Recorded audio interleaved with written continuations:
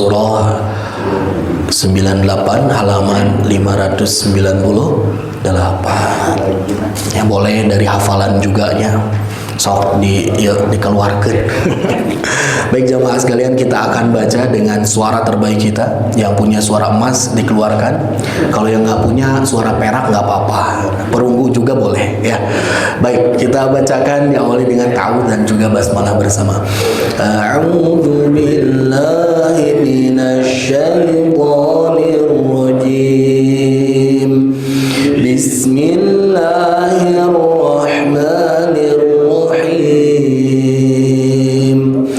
لم يكن الذين كفروا من أهل الكتاب والمشركين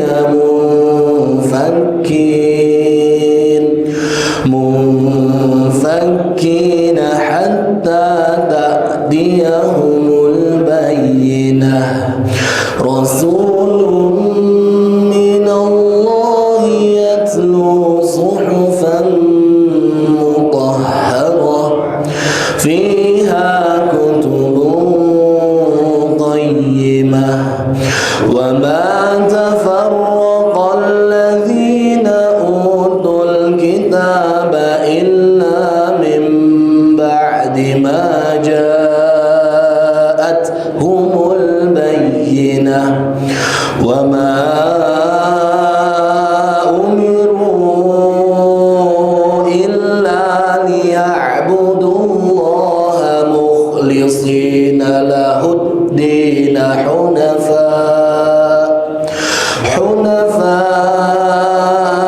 ويقيموا الصلاة ويؤتوا الزكاة وذلك دين القيمة إن الذين كفروا من أهل الكتاب والمشركين في نار جهنم خالدين فيها أولئك هم شر البرية إن الذين آمنوا وعملوا الصالحات أولئك هم خير البرية جزاؤهم عند ربهم جنات عدن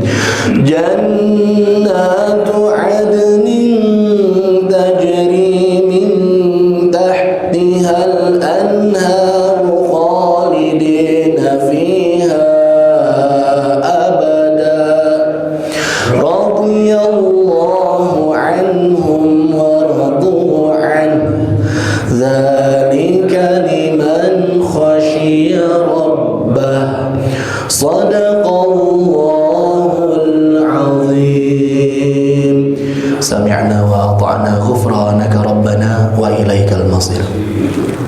Alhamdulillah telah kita bacakan bersama suratul Bayyinah ya. Yang kemarin pada pekan sebelumnya pun kita telah masuk pada pembahasan termin pertama dari ayat pertama sampai dengan ayat ketiga ya.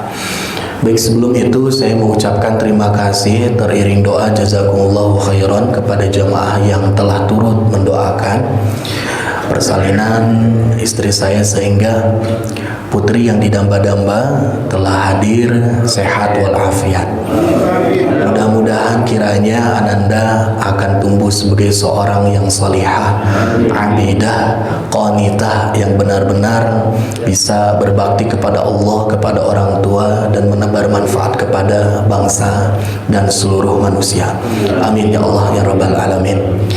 Kalau Nabi Muhammad SAW melihat ada seorang bocah ya, dilahirkan, itu biasanya meminta kepada orang tua untuk sering-sering bacain doa.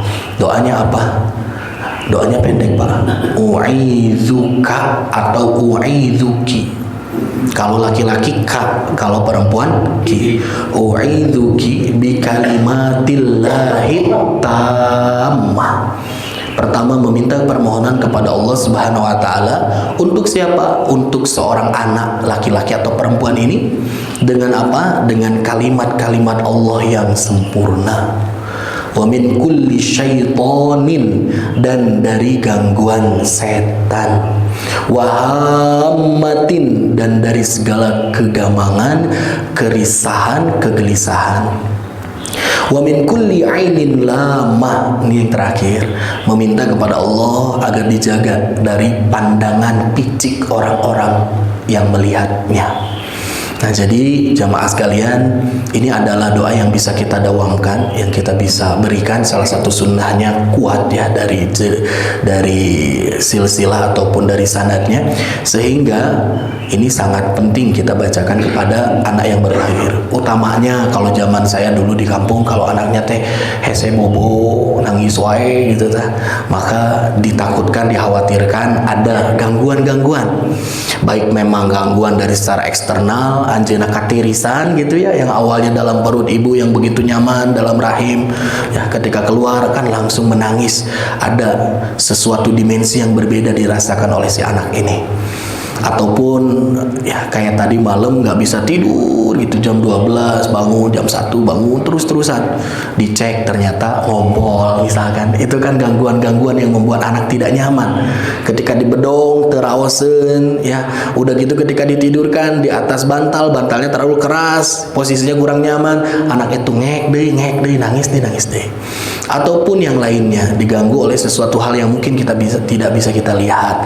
Wa min kulli syaitan, dari gangguan-gangguan setan. Nah, ini penting. Dan yang pertama, yang kedua jemaah sekalian, ada hikmah yang besar ketika seseorang menjalani satu proses. Ketika Allah titipkan amanat berupa anak, dalam kandungan saja sudah diuji oleh Allah Subhanahu wa taala. Orang tua teh mang-mang gelisah, ieu teh budak kumaha gitu. Bilih aya naon-naon dalam pertumbuhan perkembangan janin yang ada dalam rahim, sehingga dicek deui. Komo masuk ke trimester ketiga ya, udah usia kandungan udah masuk 7 bulan, 8, 9, itu kata dokter seminggu sekali kesininya. Bahkan lebih sering dari itu. Untuk apa? Untuk melihat proses bagaimana perkembangan seorang anak. Nah, di situ teh orang tua berikhtiar dengan maksimal dan juga bertawakal dengan optimal. Itulah yang menuntut seorang hamba untuk benar-benar mencurahkan effort perjuangannya untuk bisa berikhtiar dengan baik dan menyandarkan seluruhnya, bertawakal kepada Allah. Ketika lahiran sama itu deh Pak. Saya anak pertama, kedua, ketiga, keempat, deg-degan mah sami sadayana Pak. Sugan karena udah punya anak 3 gitu ya, udah punya pengalaman, ada kamar-kamar gitu-gitu keneh gitu ya. Tapi ternyata deg-degan, ruas, barijeng, teu pararugu rasaan.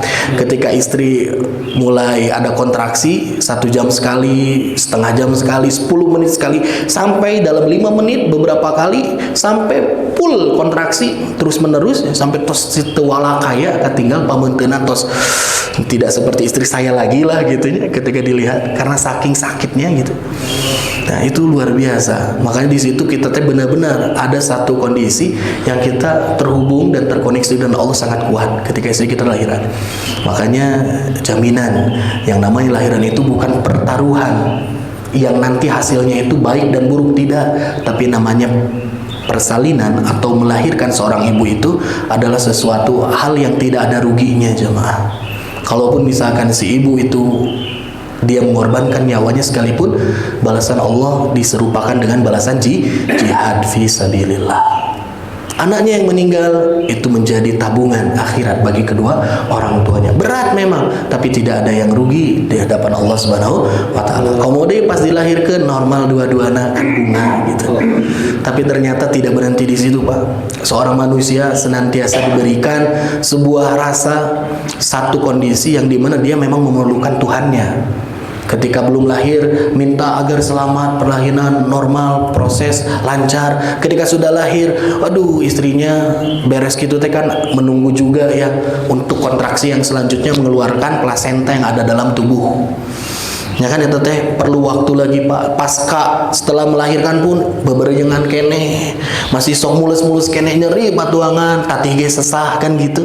Itu ada proses lagi di mana kita benar-benar memerlukan kepada yang Maha Kuasa, yaitu Allah Subhanahu wa taala. Anak nih masih sangat rentan. Ya minta lagi sama Allah, ya Allah dikuatkan, sehatkan, awatos. Karena banyak kejadiannya ada orang tua yang abai.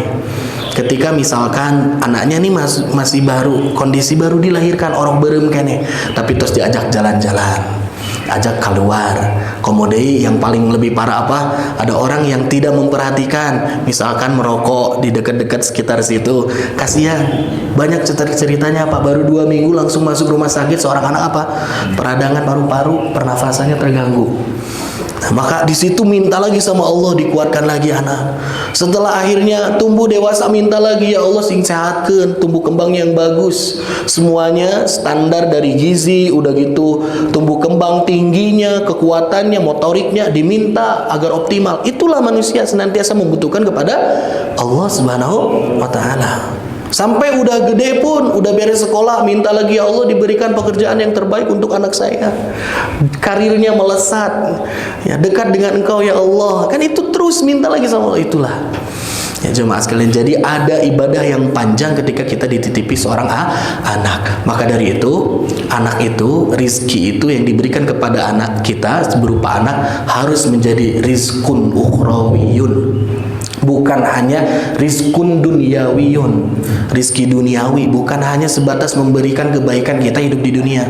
Kayak lamun sepuh aya nu ngurusan, aya nu merhatoskeun, aya nu ngahuapan, aya nu mempersiapkan segala sesuatunya. Ketika sakit ada yang memberikan ilaj, perawatan, aya nu ngajak ke dokter, aya nu masihan artos.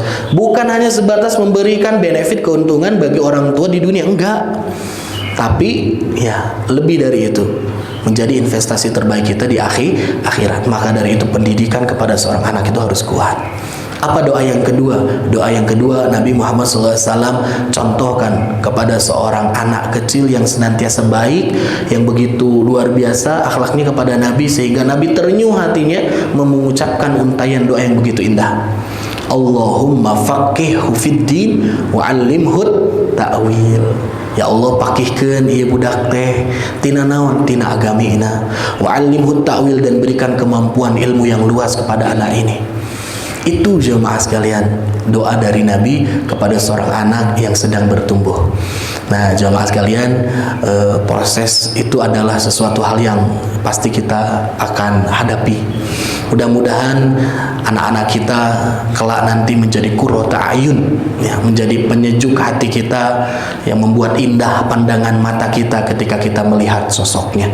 Dan mudah-mudahan yang sedang dalam proses penantian, Allah Subhanahu wa taala berikan putra-putri yang nanti akan berkembang menjadi anak-anak yang saleh dan salehah. Amin ya Allah ya rabbal alamin. Baik, selanjutnya yang akan kita bahas jemaah sekalian, kemarin kita sudah bahas bahwasanya orang-orang kafir dari kelompok ahlul kitab dan musyrik, mereka itu tidak akan berhenti untuk benar-benar memegang terhadap agama mereka. Ya, wah masya Allah. Atur nuhun Kang Rizky. Di kasur di bantal. Iya. Asa kebitanya. Ya jamaah sekalian, jadi orang-orang ahlul kitab dan orang-orang musyrikin itu tidak pernah berhenti untuk benar-benar memegang agama-agama mereka sampai datang kepada mereka bukti yang nyata. Al-bayyinah itu adalah bukti yang nyata yang membuat mereka itu yakin. Agar apa? Agar mereka menanggalkan agama-agama mereka yang mereka awalnya yakini sebagai kebenaran yang mutlak dan absolut. Orang-orang Yahudi mereka yakin dengan agamanya, dan mereka pun yakin bahwasanya nanti akan datang seorang utusan dari Allah yang menyempurnakan agama mereka dan kehidupan bangsa manusia. Tapi sayangnya jamaah sekalian, nanti di ayat yang keempat kita lihat ya, setelah pergumulan ini, ketika orang-orang kafir itu, orang-orang ahlul kitab itu sedang menanti-nanti datangnya seorang nabi, sedang menunggu-nunggu adanya utusan. Tapi ternyata ketika Allah sudah datangkan rasulun minallahi yatslu suhufan mutahharah, Allah sudah utus nih rasul yang asli datang dari Allah Subhanahu wa taala, absah, namun mereka tetap tafarraqal ladzina utul kitab. Rasul itu enggak cuman bawa membawa kenabian, bukan cuma bawa risalah nubuah, tapi Nabi pun membawa satu mukjizat berupa suhufan mutahharah fiha kutubun qayyimah. Apa? Bawa kitab, bawa Al-Quran. Tapi tetap saja ketika sudah dinampakkan ini adalah utusan Allah, ini adalah kitabnya, orang-orang ahlul kitab ini di ayat keempat, mereka ternyata ada yang mereka iman sama nubuatnya Nabi Muhammad, tapi ada juga mereka yang tetap nggak mau beriman kepada Nabi Muhammad sallallahu alaihi wasallam. Makanya di sini diungkap, wa ma tafarraqal ladzina utul kitaba illa min ba'di ma ja'atuhumul bayyinah. Karena datang bukti yang nyata ini, orang-orang kafir, orang-orang ahlul kitab, mereka itu jadi terpecah belah, Pak. Nah, tadina memang benar-benar ngantos menunggu-nunggu datangnya Nabi. Ketika ditampakkan Nabi, mereka yakin ikut, akhirnya meninggalkan agama mereka, masuk Islam. Tapi sebagiannya tetap kekeh dengan pendiriannya. Enggak, iya saya menunggu Nabi, tapi bukan Nabi ini yang saya tunggu. Enggak mau, karena dia bukan klan dari Bani Israel. Enggak bisa, karena saya sudah meyakini bahwasanya Nabi itu pasti turun dari ras saya. Fanatismenya tinggi sehingga menutup jendela hati mereka, ya, dan juga menutupi pandangan mereka sehingga mereka tidak mau untuk beriman kepada Nabi Muhammad sallallahu alaihi wasallam. Kemarin sudah diceritakan ada Al-Husain, seorang pemuka agama dari kalangan Yahudi yang menjadi imam dari orang-orang Yahudi yang berada di Madinah. Ternyata Al-Husain ini pemimpinnya itu masuk Islam, tapi ternyata anak buahnya ataupun jemaahnya itu nggak ada yang mau ikut. Malah 180 derajat menyerang balik kepada Al-Husain, menganggap bahwasanya dia adalah pendusta, seorang imam yang nggak becus gitu, nggak bisa diterima tindakan yang seperti itu, yang mencaci maki. Itulah jemaah sekalian, dari ayat kelima sebetulnya Allah Subhanahu wa taala hanya memberikan syarat prasyarat yang mudah kepada orang-orang ahlul kitab ini untuk mereka bisa mengikuti risalah kenabian dari Rasul sallallahu alaihi wasallam. Apa sih inti yang dibawa oleh Rasul sallallahu alaihi wasallam kepada mereka? Wa ma umiru, dan tidaklah kata Allah mereka itu diperintah, orang-orang ahlul kitab, begitupun dengan umat manusia seluruhnya, illa liya'budullah, melainkan hanya untuk ibadah sama Allah. Sebetulnya ini adalah permintaan dan juga persyaratan perintah yang mudah. Untuk ahlul kitab mudah, karena mereka sudah yakin Tuhannya adalah Allah. Tinggal melanjutkan saja kepada Allah Subhanahu wa taala, mukhlishina lahuddin, tinggal ibadah ke Allah sembari mereka itu benar-benar ikhlas dalam menjalankan agama sakitu. Hunafa'a, sambil condong hatinya terhadap kebaikan. Maknanya apa? Hunafa itu lurus, Pak. Kalau dalam artian bahasa Indonesia itu hanif, itu adalah jiwa-jiwa yang lurus, yang condong terhadap kebaikan. Dan tidak ada kebaikan yang paling besar dalam agama kita melainkan tauhid, ya, yaitu keimanan kepada Allah Subhanahu wa taala. Wa yuqimus shalah, selanjutnya apa? Ibadah ke Allah dengan cara apa? Mendirikan salat. Ini enggak terlalu sulit untuk orang-orang Yahudi, orang-orang Nasrani, karena mereka pun beribadah kepada Allah dengan ibadahnya. Cuman di-update aja, di-upgrade saja kaifiat dan juga tata cara ibadah sama Allah. Udah tinggal ikutin aja, sebetulnya mudah. Dan dalam riwayat menyebutkan bahwasanya setiap nabi pun seluruhnya itu mereka memiliki satu ibadah yang mulia, sama ibadahnya sholat, cuman berbeda kaifiat, Pak. Itu seperti orang Allahu Akbar, takbir, ruku, sujud, duduk, bukan hanya sebatas itu, tapi dengan tata cara yang berbeda. Tapi intinya sama, sholat juga. Wa yu'tuz zakah, dan juga menunaikan zakat. Sama di Yahudi, di Nasrani, seluruhnya ada ibadah maliyah. Bagaimana cara seorang yang menganut agama tersebut, dia mampu untuk mengorbankan sedikit finansial hartanya untuk kemajuan agama. Kan gitu, sama, nggak ada beda. Allah Subhanahu wa taala ingin memberikan konsep yang mudah kepada orang-orang ahli kitab. Enggak beda. Ini tinggal dilanjutkan saja. Wa dzalika dinul qayyimah, dan itulah din agama al-qayyimah yang yang lurus. Qayyim itu artinya bisa lurus, ajeg, panceg, dan juga kuat, kukuh gitu tah. Nah, jemaah sekalian, jadi inti dari agama seorang muslim ya sama ya, kita menganut agama Islam, pertama harus ibadah kepada Allah. Tapi ibadah bukan sembarang ibadah, tapi harus ikhlas dalam menjalankan ibadah. Tong hoyong sok kenging benefit keuntungan dari makhluk, jangan. Kalau ibadahnya masih oleh makhluk berarti dia belum bisa ikhlas. Ari ikhlas teh naon sih, Pak? Ikhlas itu murni, suci, bersih. Yang awalnya gelas itu, jemaah sekalian, mungkin berwarna coklat, kehitam-hitaman. Tapi kalau dia terus diberikan, ditambahkan dengan air mineral ataupun air yang bersih, air bening, terus diisi sampai kaluber, maka insya Allah yakin itu gelas akan berubah warnanya karena diisi dengan air yang putih, yang jernih, yang bersih. Begitupun dengan hati kita. Mungkin kita teh sulit untuk ikhlas, jemaah. Tapi kalau terus dicoba, diusahakan, ditambahkan lagi, terus ditambahkan lagi. Dengan apa? Dengan ini kajian keilmuan, anu panggeing ti batur, aya ti istri ngemutan, dari anak diperlihatkan. Maka insya Allah yang awalnya mungkin masih sulit untuk ikhlas, sedikit demi sedikit ditambahkan terus dengan dimensi-dimensi kebaikan, insya Allah kita akan mudah untuk ikhlas. Seperti layaknya kita dididik oleh orang tua kita dari kecil kan, untuk seakan-akan tidak menomorsatukan keikhlasan. Ayo jang, sholat heula. Ayo ngiring ke masjid, kayak wina orang mampir ke toko kan gitu. Ayo sok sholat heula, mun teh digebuk ya. Budak teh sholat teh lain ka Allah gitu.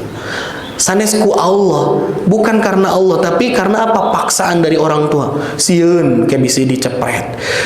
Hoyong naon, hoyong kenging permena sanes hoyong salatna. Kan diawali dengan seperti itu. Tapi kalau misalkan ketika dia anak itu terus bertumbuh, diberikan pengatikan, pengajaran, didikan yang baik dari orang tua, dibelokkan, diarahkan sedikit demi sedikit konsepsi dalam beragama, paradigma dan juga persepsinya, insya Allah lama-kelamaan bisa ikhlas. Mudah-mudahan di dieu mah tos dugikeun ka arah ikhlas ya, jami-jami mukhlisin. Amin ya Allah rabbal alamin.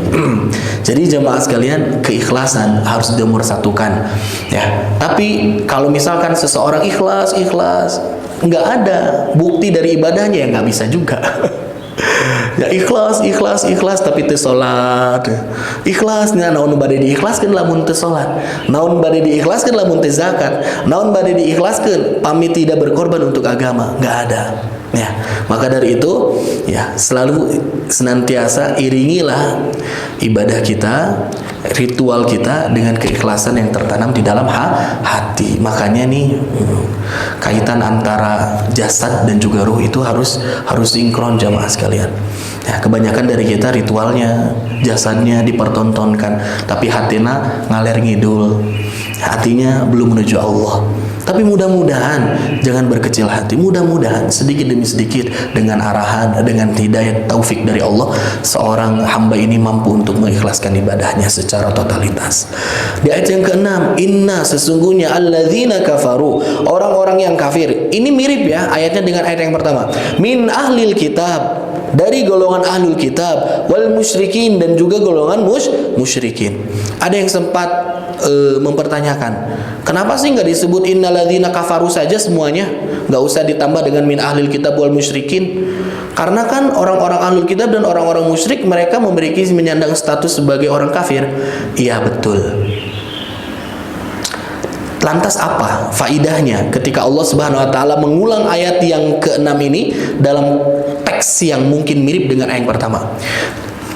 Para ulama memberikan satu keutamaan jemaah, bahwasanya apa? Kondisi kesyirikan atau ketidakimanan orang-orang ahlul kitab dan musyrik itu berbeda. Tarafnya berbeda. Sehingga akan muncul sebuah hukum yang berbeda juga.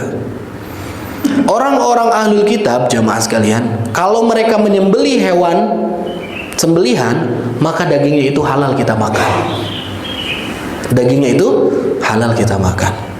Tapi kalau orang-orang musyrikin, mereka menyembelih sembelihan tidak layak dan tidak patut kita makan tuh hewannya. Allah Subhanahu wa taala menegaskan ini di ayat yang kelima surah Al-Maidah. Jadi dihalalkan untuk kita memakan makanan orang-orang dari ahlul kitab. Sembelihan-sembelihan mereka boleh kita makan, tapi tidak dengan sembelihan-sembelihan yang disembelih oleh orang-orang musyrikin. Ahlul kitab itu siapa? Yahudi, Nasrani di zaman Nabi Muhammad Sallallahu Alaihi Wasallam. Yang kedua apa lagi? Ada konsekuensi hukum yang berbeda antara orang-orang ahlul kitab dan musyrik. Kalau misalkan ada seorang mukmin laki-laki kabeng bat hatena, ya, condong, cenderung suka sama seorang ahlul kitab dari kalangan perempuan, maka bisa dinikahi. Konsekuensi hukum seperti itu. Kalau misalkan kita, jangan kita atunya, ada seorang laki-laki muslim, nih, dia jatuh cinta kepada orang yang ahlul kitab, Nasron dan juga Yahudi, nah, maka diperbolehkan untuk memberikan ujurohunna, mahar, sebagai salah satu bentuk dari ikatan suami istri. Boleh kita nikahi, tapi harus dipastikan orang yang perempuan ini, ahlul kitab ini, dia itu bukan seorang pezina. Dalam arti dia pun menjaga agamanya dengan baik. Di zaman dulu ya, tapi di zaman kontemporer sekarang ada juga ulama yang menyebutkan enggak, udah tidak bisa. Karena apa? Kondisi ahlul kitab di zaman Nabi dengan di zaman kita sekarang berbeda. Dan banyak anjuran-anjuran dalam Al-Quran yang lebih memprioritaskan, menganjurkan untuk memilih seorang perempuan yang mukminah terlebih dahulu sebelum kepada orang-orang yang berbeda agama ataupun ahlul kitab. Jadi masih ada kesempatan intinya. Kalau misalkan menikahi seorang mukminah, seorang ahlul kitab dari kelompok perempuan, nggak apa-apa. Tapi kebalikannya nggak boleh. Seorang laki-laki muslim menikah dengan seorang perempuan dari orang-orang musyrik misalkan, itu nggak boleh. Wala tankihul musyrikat. Tidak boleh seseorang itu menikahi seorang perempuan dari orang-orang musyrik, nggak boleh. Tapi kalau ahlul kitab Yahudi Nasrani diperbolehkan. Amin. Ini tetap ya menjadi sebuah silang pendapat yang belum sampai pada final gitu. Nah, jamaah sekalian, itu adalah salah satu faidah kenapa ini dibedakan, dimunculkan kembali ahlul kitabul syirikin, karena ada konsekuensi hukum yang berbeda ketika menyikapi ahlul kitab dan juga orang-orang musyrik. Tapi harus kita garis bawahi, kembali lagi, mau ahlul kitab ataupun orang-orang musyrik, itu mereka masuk dalam status menyandang kekafiran. Makanya dengan adanya ayat ini mengkanter terhadap orang-orang yang menganggap orang-orang agama samawi, orang-orang Kristen, orang-orang Yahudi, mereka itu punya iman, maka imannya itu akan bermanfaat bagi mereka nanti di yaumil akhir. Allah itu akan mempertimbangkan keimanan mereka. Orang-orang ada yang menyebutkan seperti itu, Pak. Jadi membedakan antara orang-orang ahlul kitab mah itu masih dipertimbangkan oleh Allah, mual masuk neraka abadan abada, enggak sana. Orang-orang ahlul kitab ada yang menyebut seperti itu. Nah, ini kantor bantahan terhadap orang-orang yang menganggap bahwasanya ahlul kitab itu mereka akan dipertimbangkan keimanannya. Enggak, selama mereka tetap dengan agamanya. Tapi kalau mereka mau ikut turut, ya tinggal mengupgrade syariatnya saja. Imannya sudah sama Allah misalkan, ya menyembahnya sudah sama Allah, tinggal di-upgrade syariat kaifiatnya, meyakini bahwasanya Nabi Muhammad sebagai nabi yang sah diturunkan oleh Allah sebagai penutup para nabi. Itu udah beres. Tapi sayangnya apa? Mereka nggak meyakini terhadap Nabi Muhammad. Bagaimana imannya akan sempurna kalau kayak gitu? Kan nunamina syahadatnya naon, Pak? Bukan asyhadu alla ilaha illallah tok sakitu henteu. Wa asyhadu anna Muhammadar Rasulullah, harus ada itu. Makanya orang-orang ahlul kitab tetap tertolak keimanannya. Kecuali orang-orang ahlul kitab itu mereka hidup sebelum datangnya Nabi Muhammad Sallallahu Alaihi Wasallam, itu dalam waktu kuartal yang berbeda gitu. Jadi nu aya ayeuna sama, mereka itu statusnya orang-orang kafir, karena Allah sebutkan orang-orang kafir dari kelompok mana? Kelompok ahlul kitab. Ahlul kitab itu orang-orang kafir. Yang kedua apa? Ini pun sebagai dalil pengkanter bantahan terhadap orang-orang yang menyebutkan bahwasanya agama itu dimensinya dimensi akhlak, mencetak adab tok sakitu. Makanya seluruh agama ini adalah baik, bisa diikuti, boleh silahkan. Karena inti dari agama itu adalah untuk mencetak generasi manusia yang beradab. Hanya sebatas itu.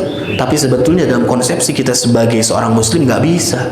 Memang betul agama kita itu dibawa oleh Nabi Muhammad SAW liutammima makarimal akhlak, untuk menyempurnakan akhlaknya manusia sebagai menjadi akhlak yang akhlakul karimah. Kan gitu. Tapi tidak berhenti di situ jamaah sekalian.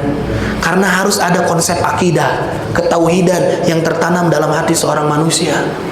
Kita sebagai seorang muslim harus yakin bukan hanya sebatas agama sebagai peradaban, tapi agama itu membangun sistem keyakinan yang kuat, yaitu mentauhidkan Allah Subhanahu wa ta'ala. Ini pun kantor, nggak bisa kayak gitu. Di zaman Nabi Muhammad SAW, sahabat-sahabat itu bertanya mengenai nasib seseorang yang mereka kenal sebagai orang yang baik, dermawan, senantiasa care, perhatian, silaturahimnya bagus dengan sesama manusia. Kata seorang sahabat, bagaimana ya Rasulullah SAW kondisi seorang yang bernama Jud'an? Di mana nih kondisi si fulan ini? Dia tuh orang baik Rasul. Ketika hidupnya kita sering dibantu, kita ada kesulitan dia kasih, kita perlu bantuan dia berikan. Dia senantiasa menjaga tali silaturahim di antara kita. Gak pernah ada konflik, clash. Dia itu orang yang begitu perasa, baik sekali. Bagaimana kondisi orang ini? Kata Nabi Muhammad SAW, dia tetap dalam kesengsaraan di akhirat. Karena apa? Karena selama hidupnya dia belum mengucapkan Rabbighfirli khati'ati yaumaddin. Karena apa? Dia belum pernah menyebut, ya Allah, ampuni dosa-dosaku ya Allah. Karena dia tidak beriman sama Allah Subhanahu wa ta'ala. Maka dari itu tidak cukup dengan adab dan akhlak, tapi harus meresap sampai keiman itu menghujam dalam hati kita. Tapi tong nyarioskeun oge ke orang-orang balad-balad kita, baraya kita, teman-teman kita, sayib-sayib kita yang tidak memeluk agama Islam, nyebutkeun agama teh lain ungkul ku kahadean ti akhlak gitu. Lain ungkul ku adab, jangan ngomong kayak gitu juga. Ini adalah sesuatu yang harus kita pahami, jamaah sekalian. Ya, kalau imannya benar sama Allah Subhanahu wa taala, dia pun seorang yang muslim ini dia akan menjaga hubungannya dengan seluruh manusia sama. Jangankan kepada manusia, kepada hewan saja, kepada binatang saja, agama kita sangat menganjurkan untuk memberikan kebaikan, gitu kan? Apalagi kepada manusia secara umum. Nah, jadi ini dalam konseptual persepsi seorang muslim yang Allah Subhanahu wa taala tuangkan. Ya. Itu di ayat yang ke-6, bahwasanya orang kafir dari ahlu kitab musyrik fi nari jahannam, tempat mereka di mana? Di neraka jahannam. Khalidina fiha, mereka kekal di dalamnya. Ulaika hum syarrul bariyah. Dan Allah Subhanahu wa taala memberikan predikat kepada mereka syarrul bariyah, saburuk-burukna makhluk.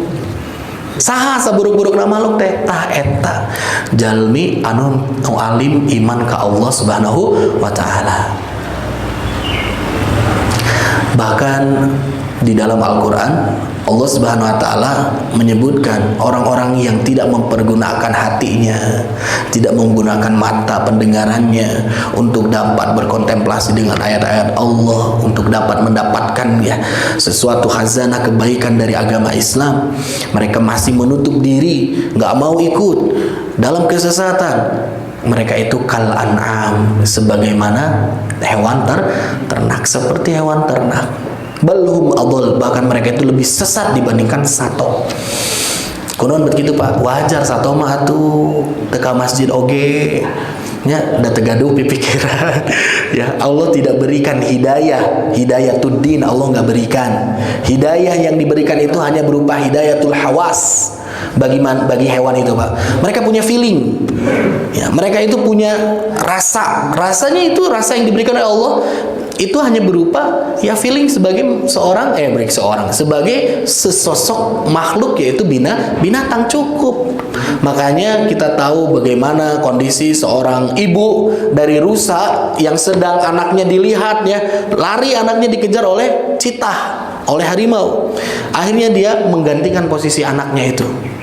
Geslah, ada orang wae gitu. Itu nuraninya muncul, tapi sebatas sebagai nurani kehewanan saja.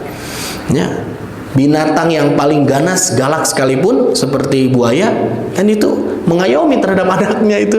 Ya, dimasukkan di hem-hem kanaon kamulutna ketika dia berenang dalam air. Ya itu hanya sebatas itu, tapi tidak sampai diberikan kemampuan kecerdasan dengan akal. Tapi manusia diberi abet leuwih-leuwih atau manusia teh gitu. Ini Allah Subhanahu wa taala memberikan predikat syarrul bariyah, saburuk-burukna makhluk teh tanu kitu. Selanjutnya ayat yang ketujuh, inna sesungguhnya alladzina orang-orang yang amanu mereka beriman, wa amilus shalihat dan mereka pun melakukan amal salih, ulaika hum khairul bariyah. Mereka kata Allah Subhanahu wa taala diberikan sebuah gelar apa? Khairul bariyah, sebaik-baiknya ciptaan makhluk teh nu kitu. Nah, makanya jemaah sekalian, mudah ya rasanya untuk mendapatkan predikat ini dari Allah Subhanahu wa taala. Untuk menjadikan khairul bariyah dalam kehidupan kita cukup dengan iman dan amal soleh. Terus sakitu. Tapi amal soleh itu sangat lega cakupannya. Bukan hanya sekedar tegur sapa salam saja, tapi menjaga hak-hak dan kewajiban kita sebagai seorang hamba Allah di muka bumi.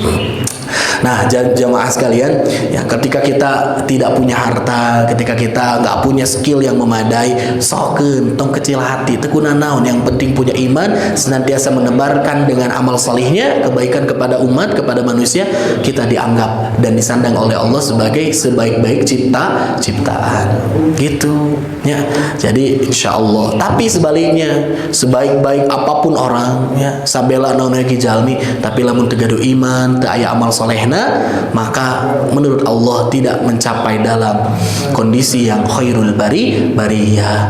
Karena dalam konsepsi Islam, Allah Subhanahu wa taala memandang kepada hamba itu dilihat hatinya, jemaah sekalian. Ya, dilihat bagaimana perangainya.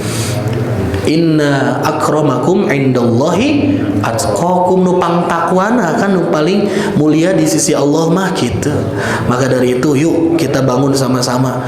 1000 pujian terbaik yang diberikan oleh manusia itu tidak berarti apa-apa kalau Allah tidak memberikan ya predikat khairul bariyah kepada kita. Tapi sebaliknya jemaah, 1.000.000 orang mencaci kita, menganggap kita adalah orang yang buruk, tapi kalau Allah sudah berikan khairul bariyah kepada kita, maka tidak akan ngefek tuh keburukan itu. Makanya jemaah sekalian jangan terlalu mementingkan harus ada EGP lah dalam hidup kita teh. EGP teh naon Pak Asep? Tah nalika urang nuju ibadah, sanes nalika urang salahnya, nalika urang salah mah entong dugikeun ka bodo amat, tapi nalika urang di jalan kebaikan ada orang nyinyir, ada orang nggak suka, ada orang nyindir. Biasanya kita raka masjid, ayeuna ka masjid sok soleh pisan. Jangan didengar gitu mah gitu. EGP aja, bodo amat. Ya, kalau dalam bahasa Arabnya itu konsep Islam menyebut tajahul. Pura-pura nggak dengar aja, pura-pura nggak dengar, pura-pura nggak tahu aja, biarin aja. Ya, karena Pak sangat sayang sekali Pak ketika hati kita terus diisi dengan stigma buruk, dengan ungkapan-ungkapan yang negatif yang senantiasa kita masukkan ke dalam hati. Nanti tertekan kehidupan kita Pak, ngebatin Pak kalau kita hanya dengerin omongan-omongan orang ya. Ketika kita melakukan hal yang baik tentunya ya. Tapi kalau kita melakukan hal yang buruk, yang salah, kita harus mau untuk dibenarkan. Buka hati kita untuk menerima saran arahan. Yang di akhir ayat ke-8 ini adalah balasan bagi orang-orang yang mau iman, beramal soleh. Dia bukan hanya mencari sesuatu yang banyak kebaikan untuk dirinya saja, tapi dia pun sampai taraf membagikan kebaikan itu dirasakan oleh orang-orang yang berada di sekitarnya. Itu adalah orang beriman dan beramal soleh. Ayat ke-8-nya apa balasannya nih? Jazaohum inda rabbihim jannat. Pertama, Allah Subhanahu wa taala akan siapkan bagi orang ini jannatu adn, salah satu surga yang disebut dengan surga Aden. Surga Aden itu nama salah satu surga Pak. Tajri min tahtihal anhar, yang mengalir di bawahnya sungai-sungai. Tuh di bawah surganya itu mengalir sungai-sungai luar biasa. Khalidina fiha abada. Di sini ditambahkan penguat jamaah. Mereka itu masuk ke dalam surga Aden itu khalidina fiha, kekal di dalamnya, abada ditambahkan penguatan selama-lamanya. Maka dari itu ya, dalam keyakinan kita sebagai seorang muslim, kalau orang sudah masuk ke dalam surga Pak, nggak mungkin dia bisa keluar. Tapi kalau masuk neraka, masih ada kemungkinan dia keluar dengan keimanan. Sakitu. Ya, kalau orang sudah masuk surga, mustahil dia keluar lagi. Itu adalah salah satu bentuk dari rahmat Allah. Tapi kalau orang masuk neraka dengan membawa keimanan yang tulus, kuat kene asyhadu alla ilaha illallah sareng wa asyhadu anna muhammadar rasulullah, masih bersih tak aya syirikan, insya Allah Pak, ada kemungkinan dia masuk ke dalam surga. Tapi tentunya entos tutung heula Pak, barijeng tengan sadinten dua dinten eta teh. Ya. Nauzubillahi min dzalik. Mudah-mudahan kita mah tong hoyong ya. Jangan hoyong oge sih. Tong lah lebet ka neraka heula teh. Tos we ka sawarga langsung ya Allah. Amin. Ya. Radhiyallahu anhum wa radu'an.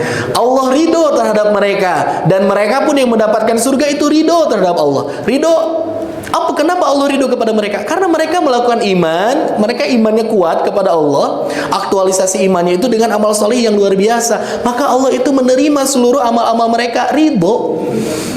Ari ridho teh naon Pak? Ikhlas. Pak Hili ya. Nah, misalkan kita habis dapat nilai ujian, nilainya jelek, abi mah ikhlas gitu. Apa abi mah ridho?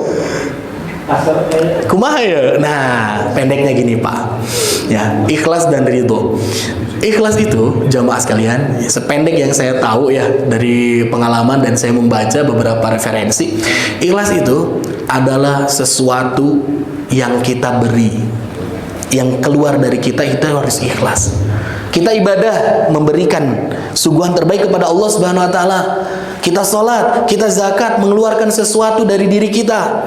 Maka itu adalah harus dikuatkan dibarengi dengan keikhlasan.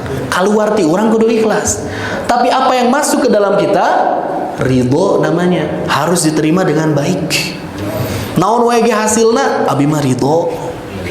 Ketika suami istri dipanggil oleh Allah Subhanahu wa taala, abi mah ikhlas, keluar dari kita. Keluar. Tapi kalau misalkan ada yang datang, anak misalkannya lahir seperti apa rupanya, nah bete mancung, nah bete bodas, contoh gitu ya. Sanes putra abi tapi. Nah, kenapa seperti itu? Ridho, ini adalah pemberian dari Allah. Begitupun Allah ridho kepada mereka. Mereka itu siapa? Orang-orang yang melakukan ibadah baik kepada Allah, ikhlas dalam ibadahnya. Allah itu menerima dengan ridho. Ridho itu penerimaan disertai dengan rasa puas Pak, berkenan dengan apa yang mereka dapat. Allah itu merasa puas dengan amalan hamba itu, ridho. Dan hamba pun ridho dengan pemberian Allah berupa surga. Saha nu teu ridho di pasian surga? Ya. Alhamdulillah. Kan gitu. Jadi ya, yang kita sepakati bersama apa? Kalau ya Allah Subhanahu wa taala memberikan kepada kita, sudah pasti kita ridho. Pertanyaan besarnya, apakah pemberian yang kita berikan kepada Allah sudah dapat memberikan keridhaan Allah kepada kita? Nah, itu pertanyaan besarnya, Pak. Ya. Kalau kita mendapat sesuatu dari Allah, pasti kita ridho.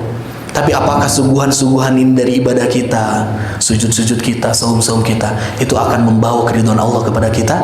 Itu pertanyaan besarnya. Nah, kudu sama-sama babarengan. Dzalika liman khasyya rabbah. Yang demikian itu diperuntukkan bagi orang-orang yang ada khasyah dalam hatinya, Pak. Ada khasyah teh naon? Khasyah teh sieun. Lamun jalmi sieun ka Allah, tidak akan memberikan keburukan dalam kehidupannya. Orang-orang menganggap misalkan sieun ku Allah mah tidak jadi buruk, tapi kalau sieun ka makhluk jadi buruk, Pak. Lamun sieun ka Allah bukannya malah menjadi buruk, tapi menjadi mulia kalau orang itu takut sama Allah. Kenapa kamu nggak mau korupsi? Saya takut sama Allah. Kenapa kamu tetap jujur?